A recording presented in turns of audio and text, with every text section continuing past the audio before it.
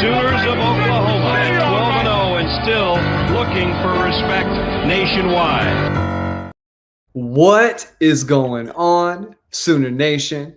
Thank you all for tuning into another episode of the Barry and Mack Show. As always, myself, Barry, personal trainer, sports performance coach out of Tulsa, Oklahoma, and alongside me, former Sooner wide receiver, 2000 national champ, Mr. Damian Mackey. How are we doing tonight, D Mac? So just want to let everybody know I'm trying my old computer because I have my stylus. So I want to do some chalking today. Barry, do I sound okay? Sounds good, man. Okay, good stuff. Hopefully we sound good. Folks, let us know if we sound good in the chat. That would be wonderful. Doing well. Excited about these midweek reports. You guys asked for Chalk Talk, so we're going to spend a little time talking about some of the news and things happening with the program, and then we're going to share one concept that I want to be able to articulate to the Sooner Nation that I think is something that everybody could really understand in layman's terms, that you guys will see start to translate in the field.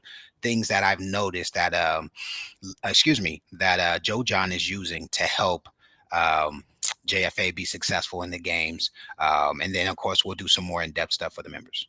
Wonderful stuff. And that's what we're going to do, guys. Before we get started, want to let everybody know this show, as always, every show is brought to you by OU Insider, ouinsider.com. Go over there, get yourself a membership. If you want team news, recruiting news, want to know what's going on with the OC search, are they going to stick with Joe John? Does he have a shot? Is there another name out there? Is there a small school guy? Is there a guy who is flying under the radar who no one's considering?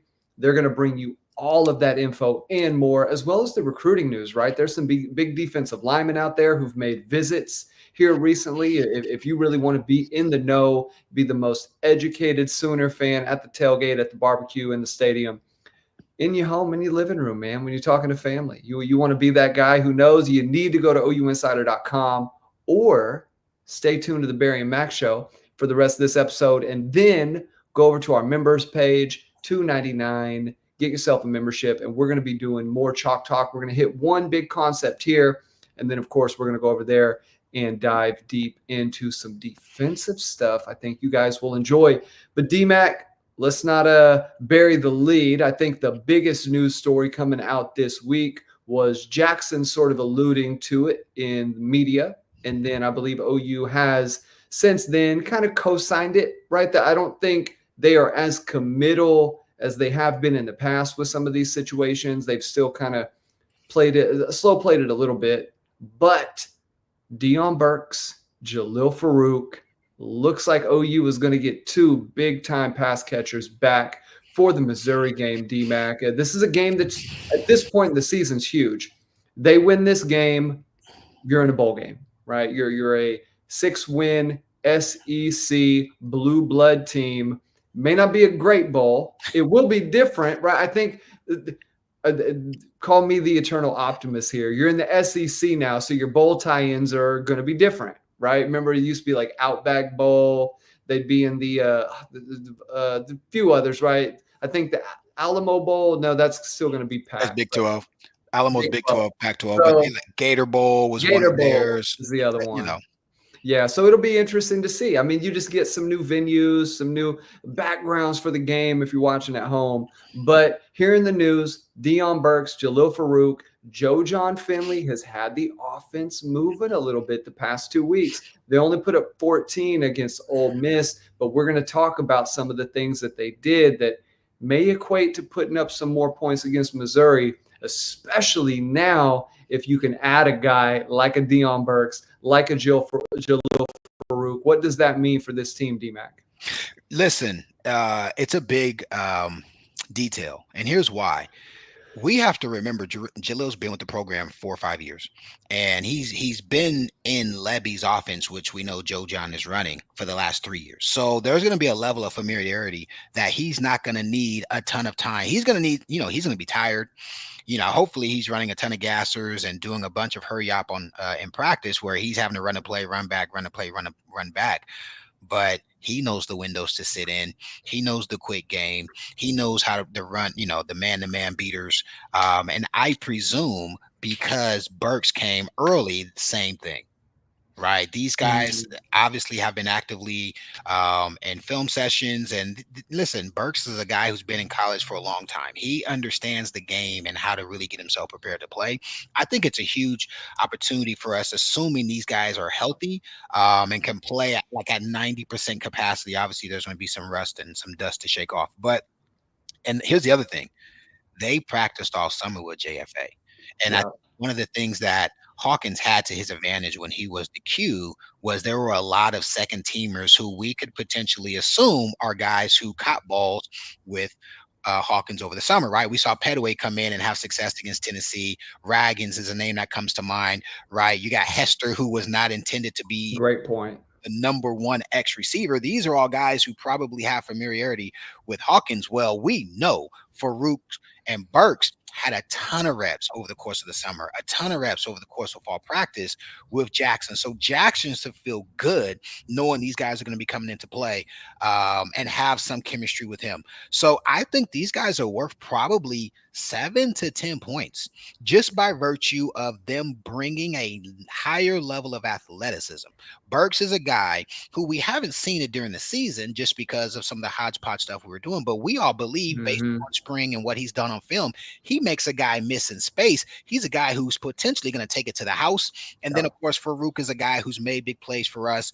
Um, again, relative to Anderson and Gibson, who are 6'4" dudes, he's probably a little lesser than them. And we're talking about comparing potentially going into preseason. A lot of people were saying potentially the best receiver room in America, but he's also a starter caliber guy who, those guys notwithstanding, him coming back, let's just say it was him coming back on his own, he'd be the best receiver that we have if Burks isn't coming back. Him and Burks coming back, now we've got two of the best receivers coming back on the roster. Um, at the same time, I would even say uh, Jacobs is kind of like a poor man's Farouk. If we remember, Farouk was a guy who last year could make a money play when it mattered. And so, Hmm. and I'm not necessarily talking about the fade route that Anderson's would run or the deep skinny post that Gibson would run. Those are routes, Sure. fortunately, we don't have at our disposal. But you'd see Farouk catch that 1v1 slant. You'd see him run that over route where he's doing an in cut behind the backers, catch it and make something happen in space, or Hmm. that bang eight slant where we're running some type of action and he's running into the hole where the backers are stepping up.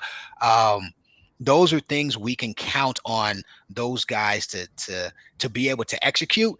And then, obviously, Barry, leading into the chalk talk we're going to do, I'm going to show you guys a triangle concept that we've been running the last 2 weeks. You're going to see how this fits into their skill sets. These are going to be the people running this concept where we do a 3v2 on the weeks on the strong side of the formation against a defense and put linebackers and cornerbacks into compromising situations, and we've literally done it the last 2 weeks. So excited about that. I think that's a great thing that we have an in store for our offense this upcoming week. And again, I think it makes a ton of sense for Jackson, it makes a ton of sense for Farouk, and it makes a ton of sense for Burks.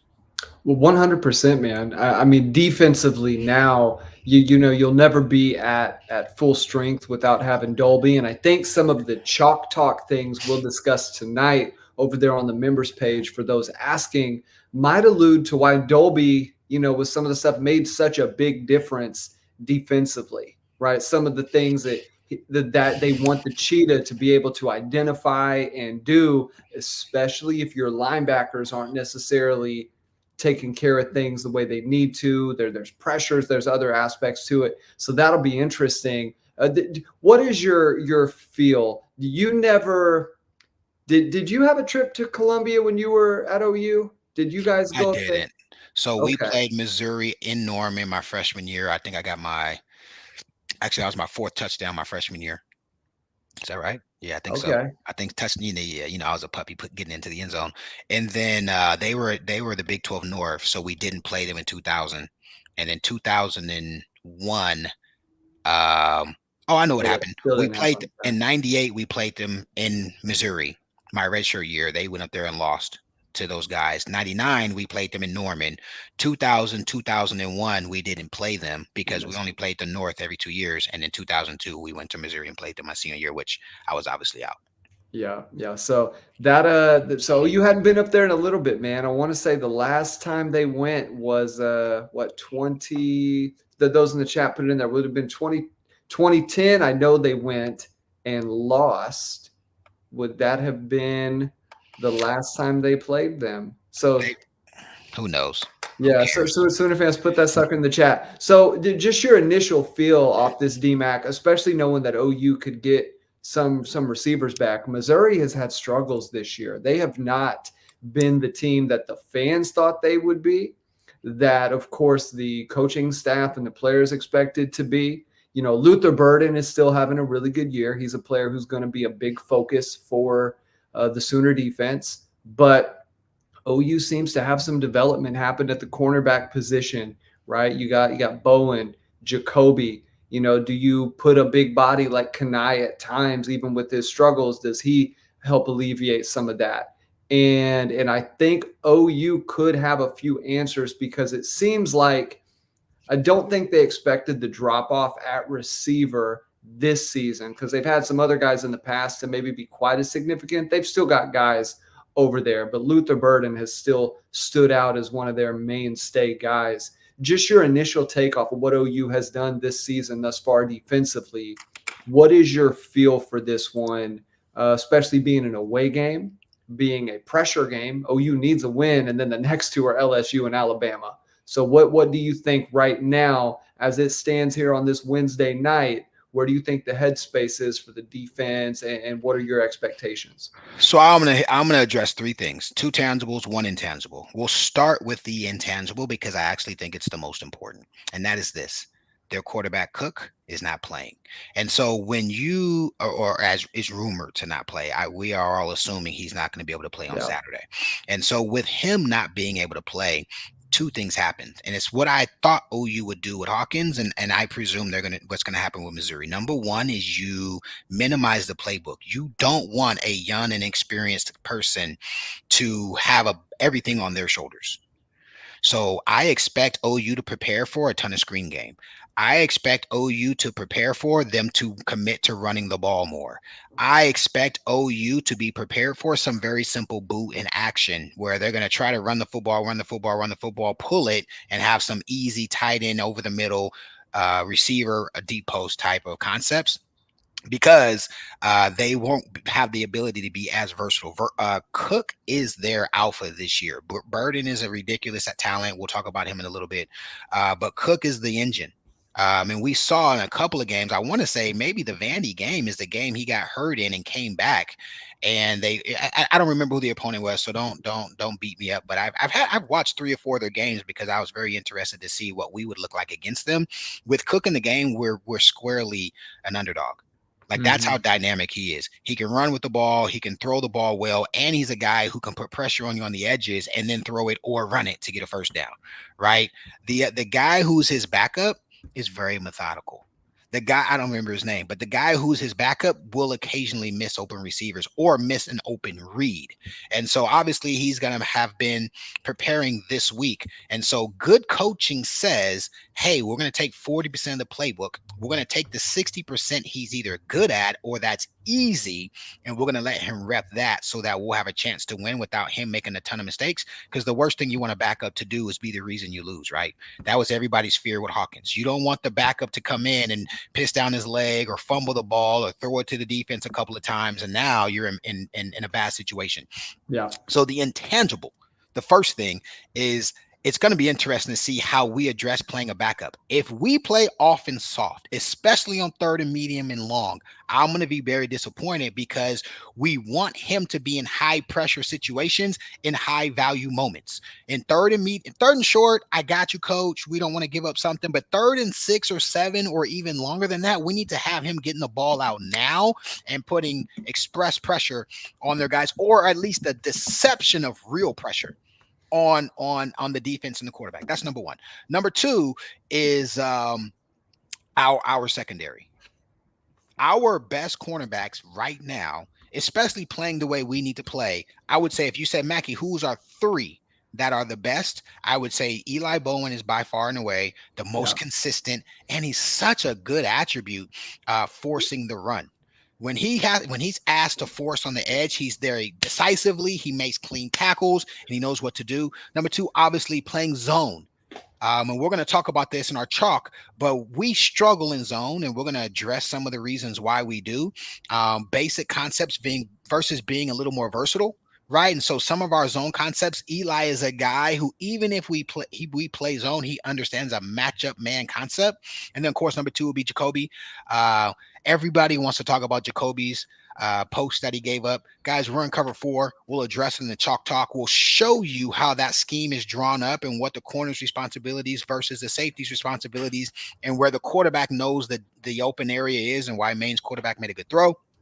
But if you say number 3, I always want to say Kanai just because he does a lot of things well, but he also has been doing a lot of things extremely not only just not really good form, but also like passive. So I'd say Des Malone is a guy who, if we were going to say who's our third guy, it's he, just because when he is right and physical, he's generally playing full speed.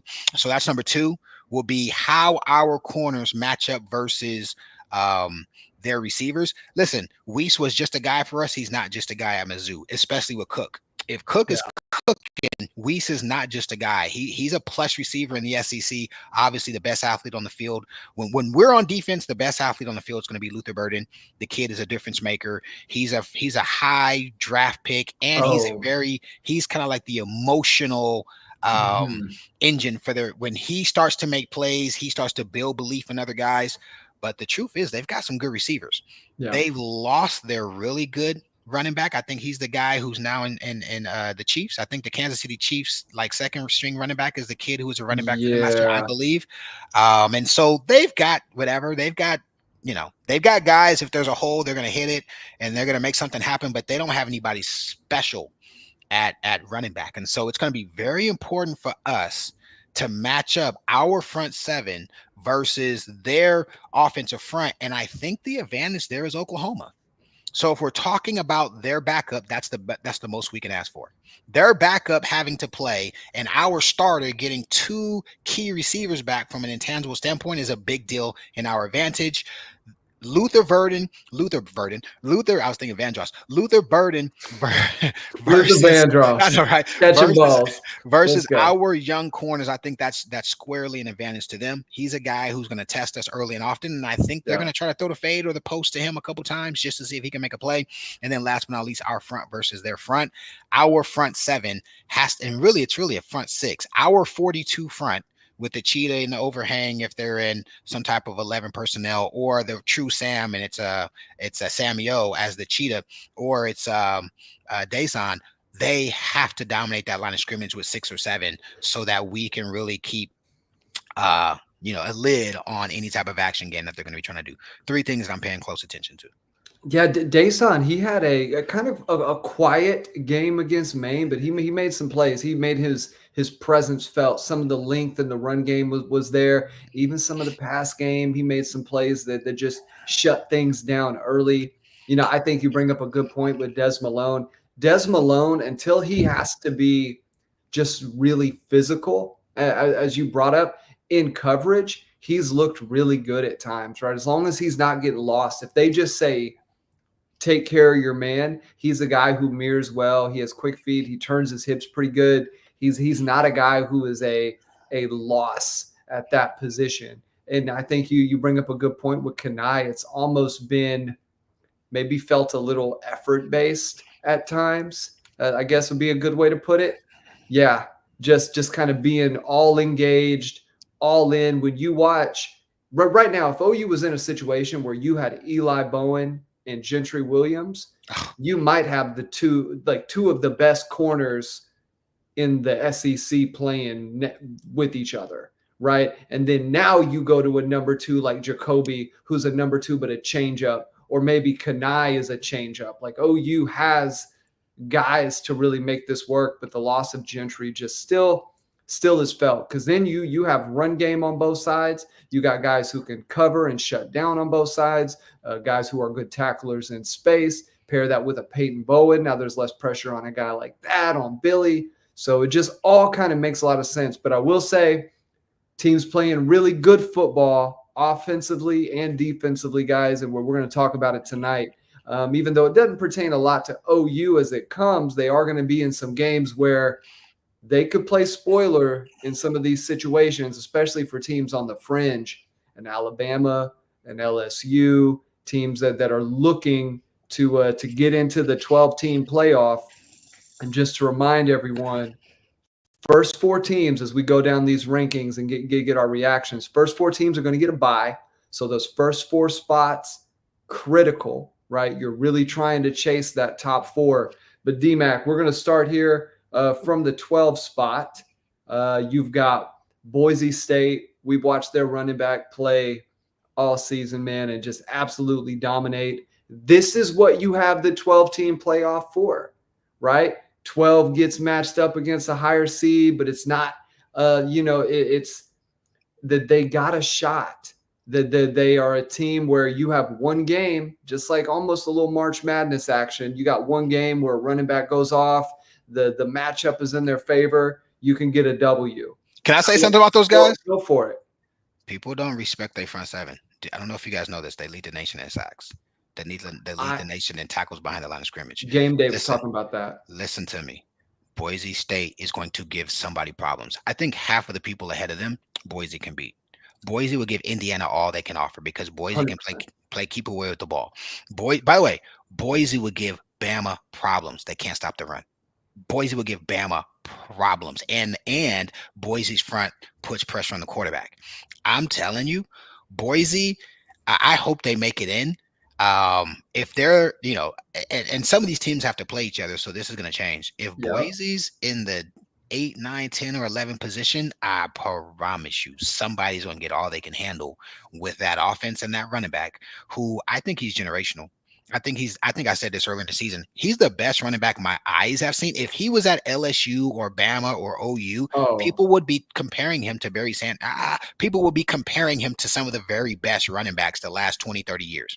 Because he's at Boise, it reminds me of Marshall Faulk in the early 90s. Marshall Faulk went to San Diego State. I knew of him because I'm a Cali kid, and I was a football head since I was a kid. Yeah. He just looked better than everybody. And people were like, I won't translate. And then, of course, he goes and has a Hall of Fame career in the NFL. Gentry, I believe is his name. Or Genty, I think is his name. Guys, he's special. He's the best running back in America. And conference notwithstanding. And I said probably the last 5 to 10 years minimum. Derrick Henry is the last one who impacted a game the way he impacts a game. God, how about if they just give the ball to Derrick Henry when we've got Trevor and those guys? They probably beat us. We couldn't tackle him, and they gave him the ball like 4 times in the second half. And that was his true freshman year? He was a pup. I don't know if he was a true or he didn't redshirt. Fresher, he's a true freshman. Yeah, true freshman year. But you're right. I don't know if there's been a back impact a game. So, I mean, you've had good guys come through OU like Mixon and Pirine, but the way he impacts the game for Boise State. You're right. He's a generational guy. The Barry Sanders was good for 7, 8 wins for Oklahoma State alone, just him as a player when he was playing. So, and I will, before we hit the rest of this, just some teams right on the edge, man. SMU, since they made the quarterback switch, they've been rolling, right? Texas A&M, Elko's got that program. I know they lose to South Carolina, but they're still kind of right on the edge, right? All these SEC teams. This is why you come to the conference, because you can be, 7-2 and get that additional respect. And then you've got LSU sitting at 6-2 as well. And man, had they not had the loss to USC, they'd be in the top 6 right now. Yeah. Top eight for sure. For sure. Right. So Kelly's got them going, and then Ole Miss at 16. We won't go further than that. Coming in at number 11, you got Alabama. We've talked about some of the issues that they've had this year, but they're still they're a good team. But do you feel better? Here's a question. Right now, today, do you let's even not factor in the home and away, because that's a huge, huge piece. Just on paper, neutral site, do you like OU's chances better against LSU or Alabama? Ask me after Saturday. Okay. All right. That's fair. We'll circle back. I'm going to remember that one. We'll circle back. We play both, right? So we're going to play, but you're going to find out. You're going to find out. I'll tell you this. Per our schedule, I like I like playing Bama right after Mizzou, assuming we beat Mizzou and come out pretty, no major injuries. If we Mhm. can beat Mizzou and have no major injuries, I like our chances against Bama at home. That's fair enough. You got Notre Dame. They've had a quiet 7-1, right? They're sitting there at 7-1, 10 Schedule, spot. schedule. Yeah, yeah, big factor. But if you're 10, you're in, Oh, right? they're That's they're, all they're gonna get in. I'm gonna tell you this: they got to play Army. that's They beat Army's Navy, gonna be, yeah. but Navy ain't Army, and Army Yeah. just beat somebody without their starting quarterback. Without their starting quarterback, who I believe they get him back. I think he's good now. I think he's good. I don't think he was missing more than a week. You got BYU sitting at 8-0, right? They've had a really good year, but the Big 12 is the not so Big 12 now that Texas and Oklahoma are no longer there. Indiana sitting at 9-0. I know Sooner fans, a lot of them hoping to get a Shanahan here as an OC. They're sitting at 9-0. Tennessee 7-1. Heupel, they had that loss, man, but they just not good football for a night, and the offense has sort of stagnated a Yeah. little bit this Have you year. have you seen how much pressure the freshman's under now? Or I don't know if he's a sophomore or redshirt freshman, but Nico, Nico, he's the offense is bogged down. But you know what it is too. I was watching their game Saturday. I watched a ton of football Saturday. Their receivers aren't catching the ball, man. mhm, He's been dropping some dimes. They had an end zone. He threw an end zone ball to one of his receivers, just dropped it. They hadn't yeah. scored a touchdown, I want to say, first half, like the last 2 or 3 games. And it's chemistry. You find ways to win, which is what's necessary. Tennessee is a playoff caliber team. I don't know if Tennessee is a championship caliber team right now.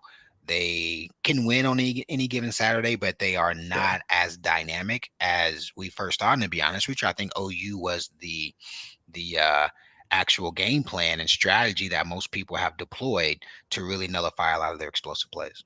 But which, I mean, looking back, and this is maybe the sad part on OU's year, is they've played now in Ole Miss 26 points, Tennessee 23 points, right? The South Carolina, the 21 points off of turnovers, but the you watch what they did offensively to Texas A&M. They I, shredded them at OU.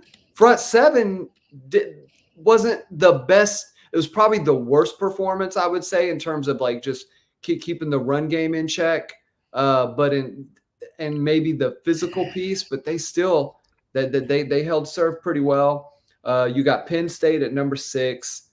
That they showed that offense, that not I don't want necessarily. to hear nobody else talking about their damn OC. Go There you somewhere. go. Pitt, Penn State, inside the 5 yard line twice and didn't score. I'm out. I don't want it. Man, I will say this. I heard from a college football player, won't say who, just somebody currently playing the game right now. Just he said that Penn State's offense with it is something that they have looked at with where they're at.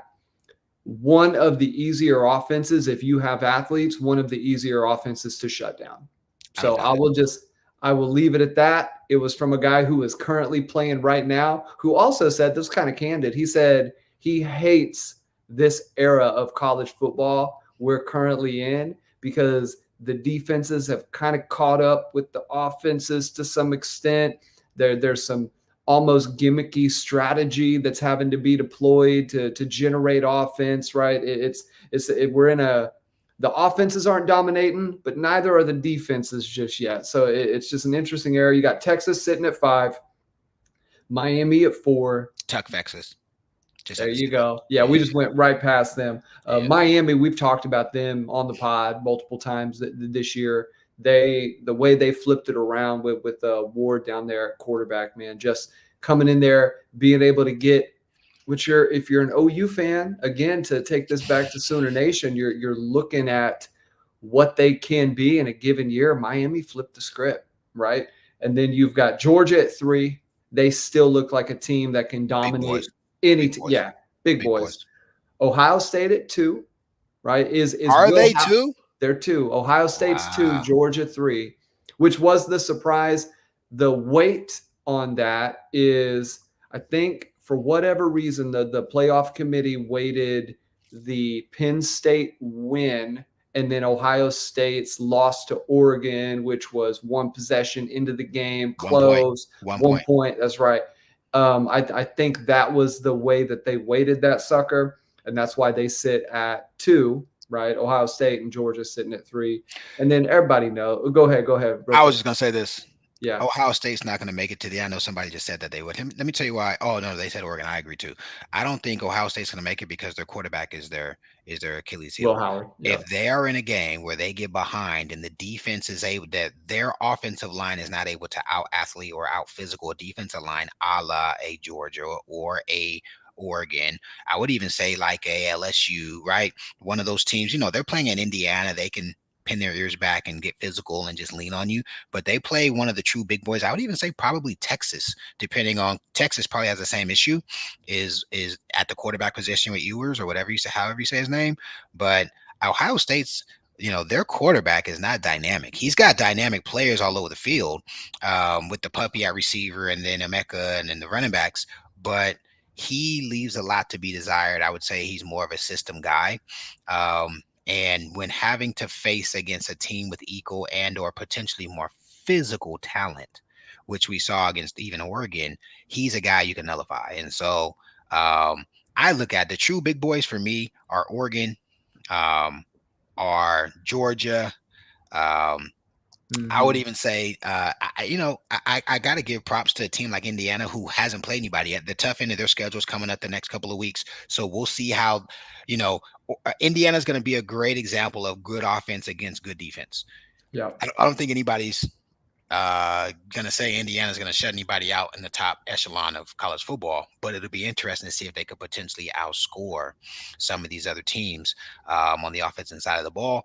But yeah, if you ask me today, I'd say it's probably gonna be a Georgia. I think Texas is also a team that if you can keep them um, contained on the edges. Sark does a Mm-hmm. really good job on the edges in the run game and the pass game. If you can Yeah. keep them contained on the edges, Ewers will throw you the ball once or twice, and then their defense will have a mental brain fart once or twice. I think they're going to probably do well, and it's going to be a good showing for Texas. Their first year in the SEC, we can't hate on that, but I don't think they're championship caliber yet. Um, but Georgia and Oregon, I think, are head and shoulders above most others. Tennessee, Texas, Ohio State, right? Listen, Notre Dame, as soon as they play against a formidable front where they can't just run on you, Notre Dame's just running the football. They can't barely throw the Yeah. ball. When they have to play somebody and have to pass and real clear passing situations, they're going to struggle. Yeah, so looking at the playoffs, I think it's pretty interesting to see how things go. And then I'm just gonna say it like a team like let an A&M make it out. I think South Carolina has 3 losses. I don't know. I think they have I 3. think they do. They Let's found let's they double found check ways that. to lose games early in the year. But I told you, I watched them play LSU. I want to say week 2, and I was Yeah. like, "Yo, South Carolina was the better team that day." Yeah. Starting quarterback gets hurt. They have some penalties on plays where they got stops. They have some penalties on plays where they should have scored. I like South Carolina's team in terms of physicality, players, so on and so forth. Um, but and then it'll be interesting to see if it's Bama or it's LSU or it's A&M, who that third team in the SEC is that makes it in. That's a team that could be challenging as we get closer to the playoffs. Yeah, and I think that's where you just, outside of Oregon, that's why you come to a conference like this, because then you look at a team outside it like Notre Dame, like a Louisville, who, they're the only team I believe with 3 losses even in the thing. So there's still a factor in the ACC. Oh, Uh, okay. Clemson sitting at 23, Louisville 22, K-State at 19.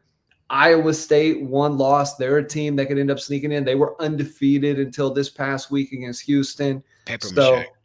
So it's this is why you come to a conference like the SEC, and this is what I think Sooner fans can look forward to, because right now OU's in a conference and has one of the better defensive fronts. You get that offensive front looking like that, and all of a sudden you're talking about some serious football. Real quick before we go chalk talk, Oregon is sitting up at the top.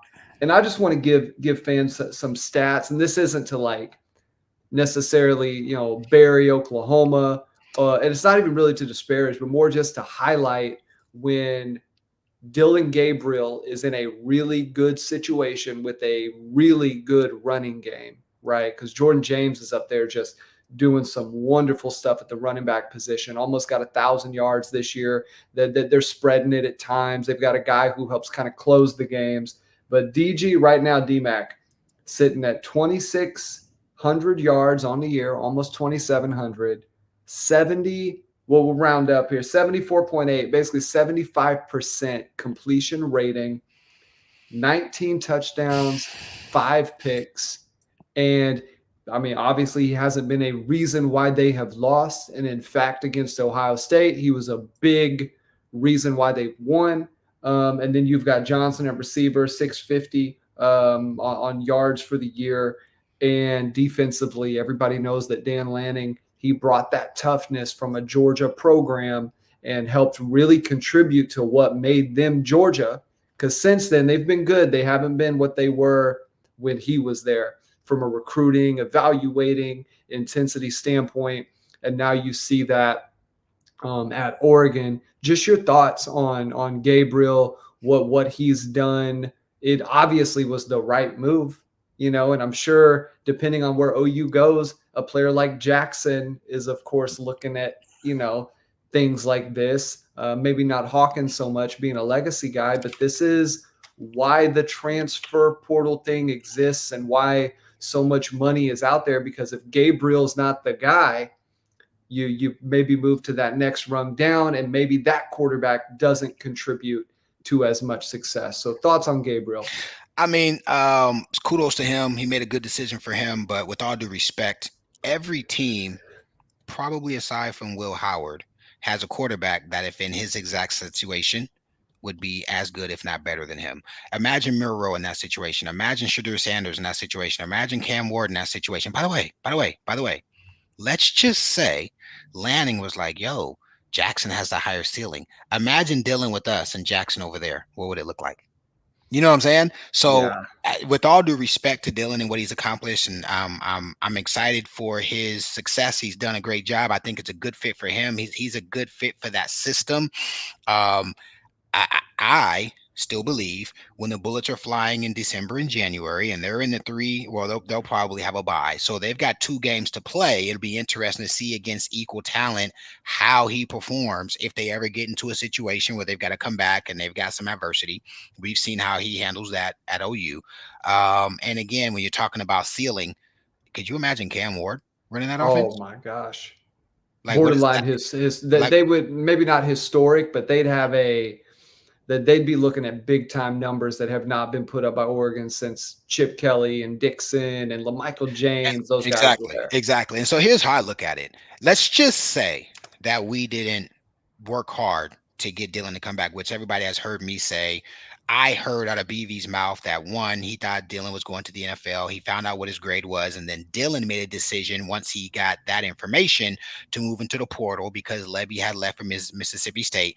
BV says he assumed that he would potentially come back, and then of course Dylan never told him. His mama told him. Like that's the story that we've said. But let's just say BV was like, "Yo, Dylan, we want you to come back." After Jackson had the second half of the season he had, how would the fan base feel if we were renting Dylan for one more year and we had the top recruit quarterback in America in Oregon and he's having a similar season with that same group of talent, right? By the way, if that's Jackson, they're talking about first round draft pick. They're talking about one more year and he's going to the league. If he's having the same season Dylan had this season, they're literally talking about Jackson being a top pick, a first round draft pick. Right, Bo Nix was able to revive his career. So for me, as a fan who's worried about my team and what's going on with what we're doing, I still think it got handled the right way. I would not have wanted Dylan on a one more year rental with the offense we've had, with the injuries we've had, with the receivers we've lost. I don't think Dylan would have brought us a lot more to the table. But I also believe in the same vein, switch the quarterbacks, and Jackson's over there with Willie Stein and those receivers and that O-line and those running backs, and they could just hand the ball off when Jackson's having a bad game, and they could literally scheme up wide open guys running intermediate routes. I think Jackson is probably having a successful season over there with the confidence that would be instilled with that type of team. So I look at Dylan, and I just from a very literal sense, I literally am happy for his success. But as it relates to me as a Sooner, I don't regret or have any envy or jealousy, because in our situation and what we're dealing with, I don't know how much more value he brings to this team. Plus, he's a senior. So Yeah. that's really how I look at it. Yeah, I think that's a wonderful point to the second round grade come. I don't think he got if he got a second round grade, he would have gone to the NFL. Yeah. 100%. It was probably 5-6. Yep. Was the range, because there's Bo Nix does stuff on the field. Even Sean Payton alluded to it the other day. He said he saw Bo Nix on film split. He said it was a guard blocking a 3-tech, and he said there was a play when Bo Nix was at Oregon where he literally saw Bo Nix split the guard in the 3-tech in the open field, like duck underneath, go through the block, come out the other side, and hit the tight end on the throw over on the sideline. And Dylan just doesn't. He's not doing those types of things, right? He's not doing the generational looking type plays that a first, second, even third round guy is doing. But D-Mac, I think we kept the fans waiting long enough. Guys, make sure to share this YouTube, because we're going to do some stuff, give you guys some free content right now that you get nowhere else, right? Where else do you get former Sooner breaking, who was, under Leach, Mangino, Long, Wilson, Mangino, Wilson, and Long. All four of those guys were either our co-OC or OC while I was at OU. There you go. So you're going to get the expert breakdown on some of this stuff, guys. I'm going to try and voice some of the questions, ideas, thoughts that I think you guys would probably bring up. And of course, chat, keep it interactive. We're going to go and give some offensive stuff here. But right now, if you haven't, go join over on the YouTube. Just go to the YouTube homepage for the Barry and Mack Show, hit join, and we're going to do the other two concepts over there. But right now, we're going to hit the shared screen. And D-Mac, if you're ready, we'll go ahead and get this cleared over here first. So we're starting from the jump. Should I go ahead and click it? I'm good to Yep, click. go ahead and get on over there, man. I am hitting the share. And Sooner fans, we got a little chalk talk action for you guys. D-Mac, I'm going to let you take it away in terms of introing, and then I'll try to add some color and some feedback and questions as we go about it. All right, so my screen is shared. Just double check real quick. Make sure everybody can see my screen, guys. Can you see my screen? Can everybody see this? Make sure everybody can see that. Can they see that, brother? Are we good to go? I think so. Yeah, I think we're good to go, guys. Check the comments and make sure, guys. Can somebody guys comment? Hit the comments. Make sure we're good. Let me see. I'm in the comments now. Yep. Oh, yeah, we're okay, solid. beautiful. We're solid. Okay, good stuff, guys. What I want to talk to you guys about real quick, and give me about 5 minutes to do so, is this is something I've been screaming for, because I know Seth knew this. I know Joe John knows this. And I know this is a very simple concept that I was asking us to deploy, and we finally did. We did it a bunch against Ole Miss, and we did it a little bit against Maine, but it's a triangle concept. All right, we're going to call it's just triangle concepts. And so what I want to show you guys is two very simple route combos that we deploy that gives our quarterback a very simple, easy read. All right, against coverage, right? So I'm not going to draw the defensive line. I'm simply going to draw the defenders and their responsibilities. All right, and really, I should have drew this a little smaller, but that's okay. We're going to do a backer here. We're going to do a cornerback here. There's going to be a safety over the top. I should have gave us more room for the safety, guys. The safety's depth is not correct, and then there's a backer here. Okay, and we're going to talk about a triangle concept. All right. In fact, I want to draw this to make the triangle a little bit more easy for people to see. Let me redo this. Sorry, guys. I'm a perfectionist. Yeah, I got you. Yeah, I just got it. Perfect. Yeah, perfect. Wonderful. Yeah. So here, I'm going to draw it a little smaller just so it's easier for people to see. Yeah, that's better. Much better. Yeah, I agree. And then we've got a backer, and then we've got a backer, and then we've got a corner, and then we've got the safety here. All right. So now this is a zone concept beater that a lot of teams run on us. You'll see our teams, they'll run what you would call a 42, and they'll have a guy here and a guy there, and then like a guy here, and then there'll be another DN on the other side. All right. But this is a concept, guys, we've run since my freshman year. I've seen OU run this for years, and it's something that I was like, this is an easy read that Jackson and even Hawkins could run and have a ton of success. And again, you guys are, well, how did Bauer Sharp get, I think, 9 catches against Ole Miss? And then you guys saw Barnes had 5 catches, and it was because most of them were on this simple concept, and it's a triangle concept. So let's go ahead and run it. First thing I'm going to do, guys, is show you defensive responsibilities, right? So if this is a zone concept, and let's just say this is too high, so this is split, right? So we understand there's a backer on the other side, there's an end on the other side, there's a corner on the other side, and there's a safety. So let's just assume this is too high, right? So this is cover 2. All right. Cover 2 means you've got a hard corner. So this corner's responsibility is to hold the flats and keep everything inside of him. All right. This backer is in the hole. He's curl, right, to carry. This backer is, again, straight up, same thing, playing that respective side. And then this safety's responsibility is from here to here, deepest man on the field. Mm-hmm. From the center to the sideline, deepest man on the field, right? Okay, so now I want to talk about the beat. And by the way, you can run this 2 high, 1 high, doesn't matter. But I'll show you guys 2 high first. I'm going to now use blue to talk about this pass route. And I'm going to show you 2 separate ways to run it. But I'm going to show you first the way we ran it a ton and got Bauer Sharp a lot of catches, and then you guys saw they made an adjustment, and all of a sudden Barnes is getting a ton of catches. Okay, so we're going to call this a triangle concept. I'm going to call this route, I'm actually going to call it the name Coach Leach taught us, is 618. 618, the 6 means quick game. 18 tells everybody their responsibility on the play. So we're going to create a triangle. All right, so the first thing we're going to do is we're going to take this tight end, and all he's doing is running a 4-step now route. His job is to stress this backer. Here, let me do the drops. Sorry, guys. Yeah. This backer is taking a re-step, and then he's getting to this area. Mm-hmm. This corner is just cocking ass to the sideline. That's his ass. He's looking at everything. He's got his eye on the football. This safety reads 2 to 1. So this is the 2 receiver. This is the 1 receiver. His job is to stay deeper than both 2 and 1, and he picks up 2 before he picks up 1.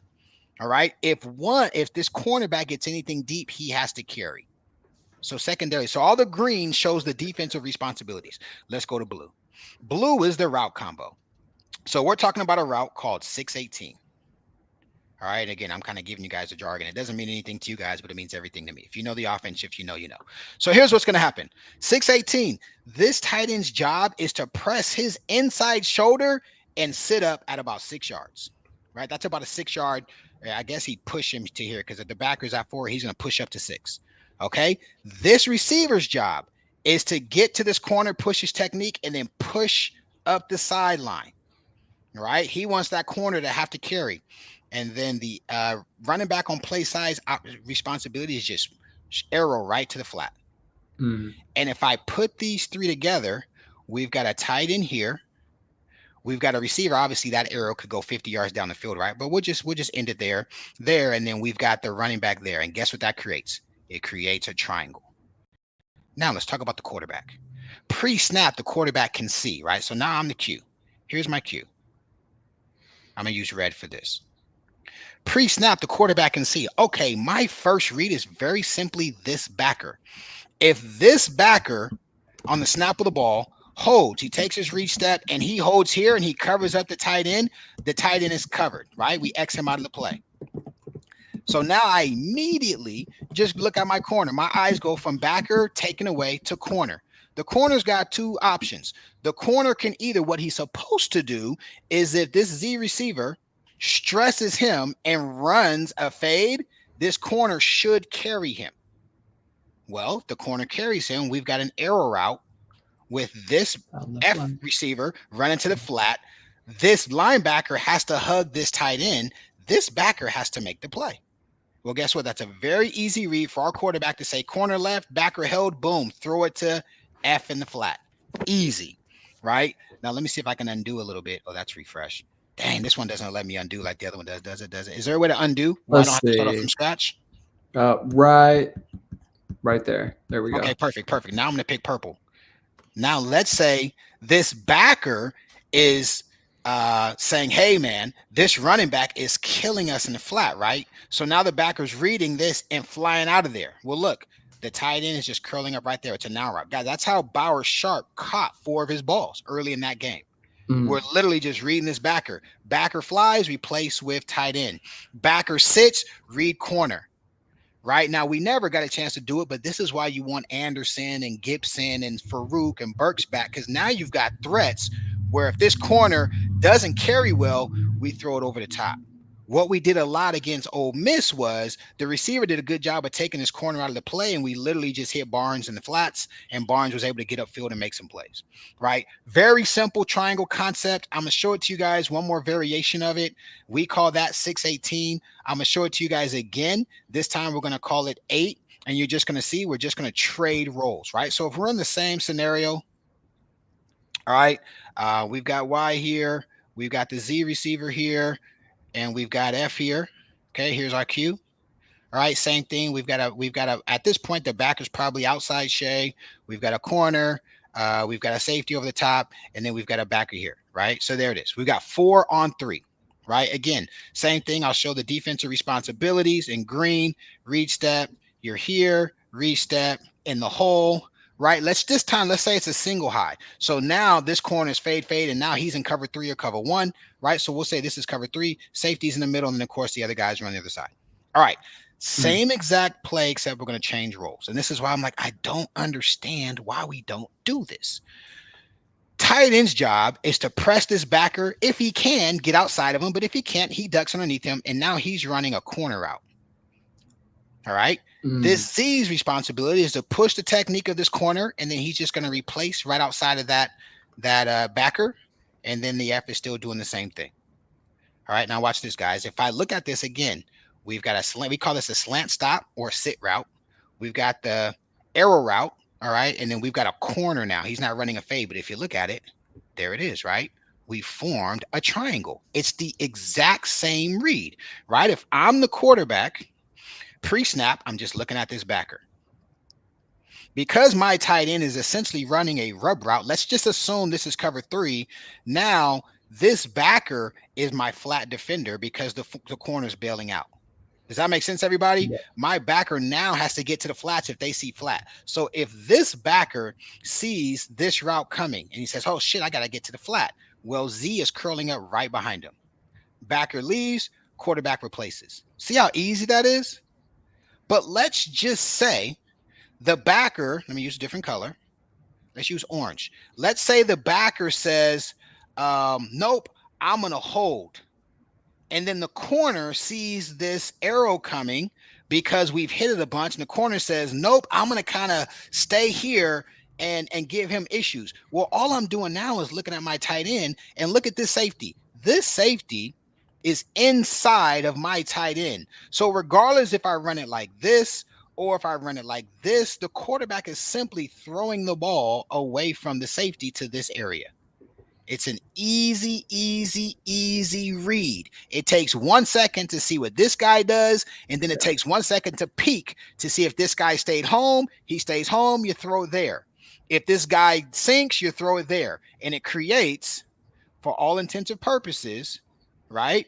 1, 2, 3. Guys, all of this creates a triangle, and it's something you can see pre-snap. This is something that I was begging Seth to deploy. I wish we had the film so that I could show you guys, but if you go back and watch Ole Miss, we absolutely run 618 with, I think we got Bauer like this, though. They run a little bit more in the slot, and he's literally just running this. We're running that, and we're running that. And when the backer flew out here early in the game, Jackson hit that.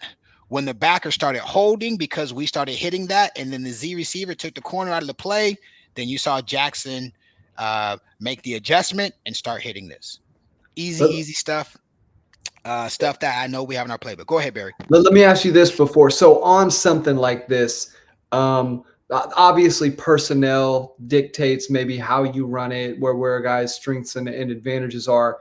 Does your first read or second read on this, with the running back probably being the last read? I'm just kind of clarifying for fans. Would the running back be more of a safety valve, or do you line up saying we're looking to get the ball based on how this has looked? Who is the first receiver in this progression? First read, Um, yep, second read, third read.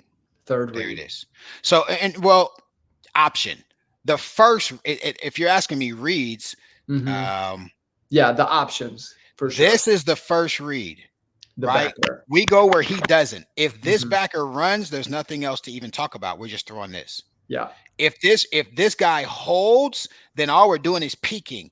Is he close to the flat? Then we're throwing over the top. But what he should do is carry that, right? Corners can't get beat deep. So what he should be doing is carrying this go route, and we should be having this guy versus this guy, and look at the alignment. Our running back is over the guard. The middle linebacker is probably in the shade right here, where he's on the shade where the backside center is. We should have the angle to get this out the gate.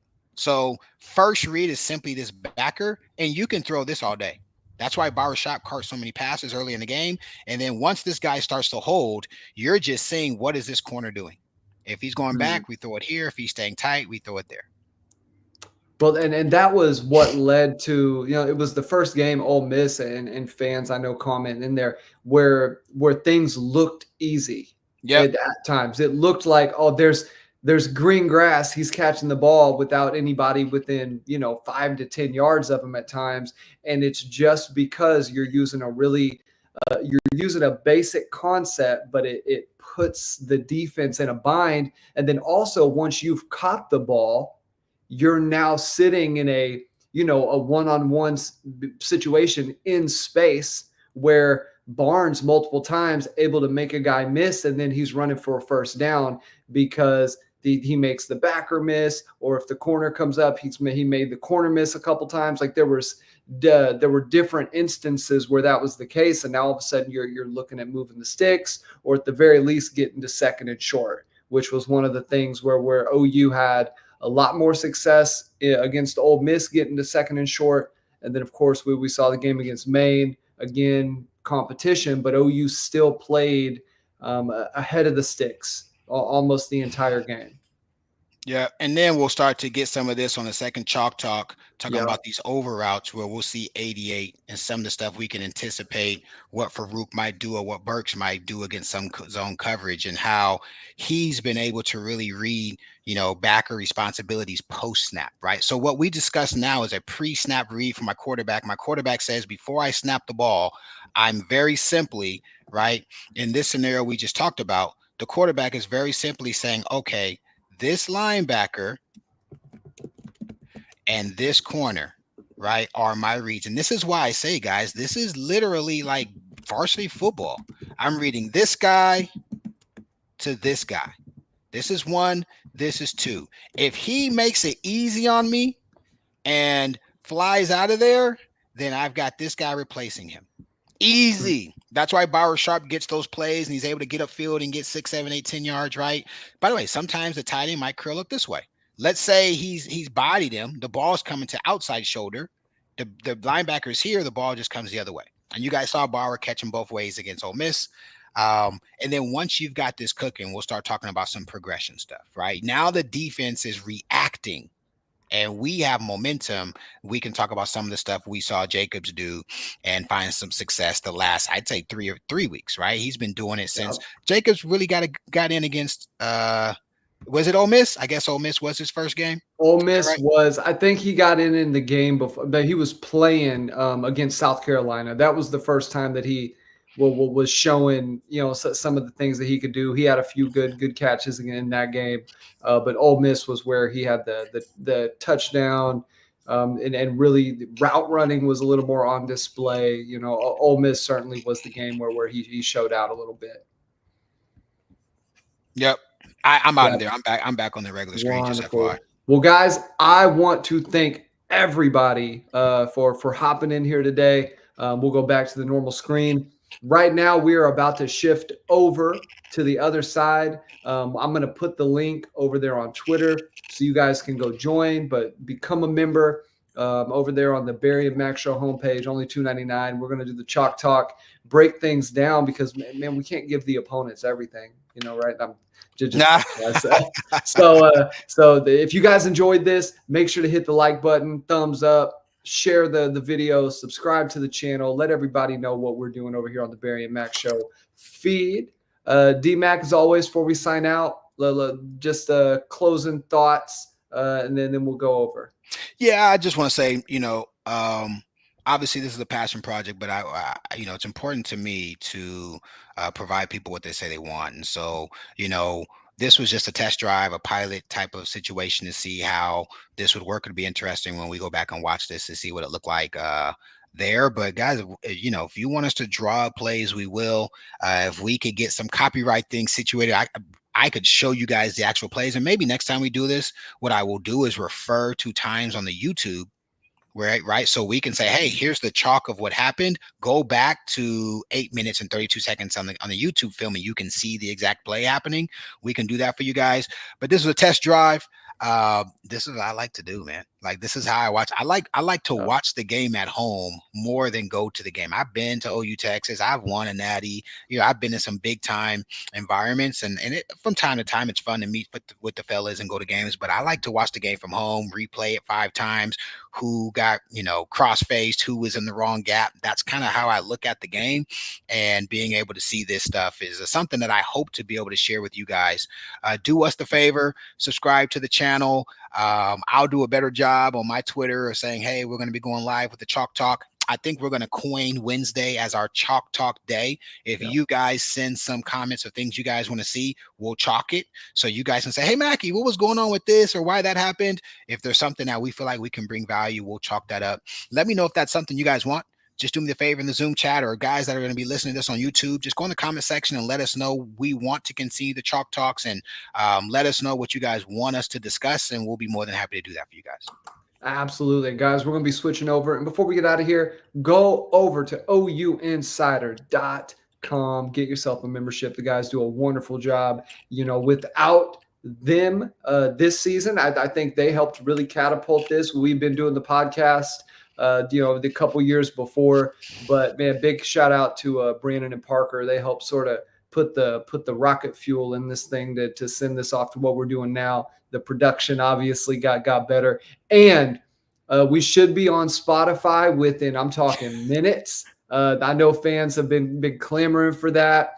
Just had some technical issues on some of the things, all been resolved. The feed is loading.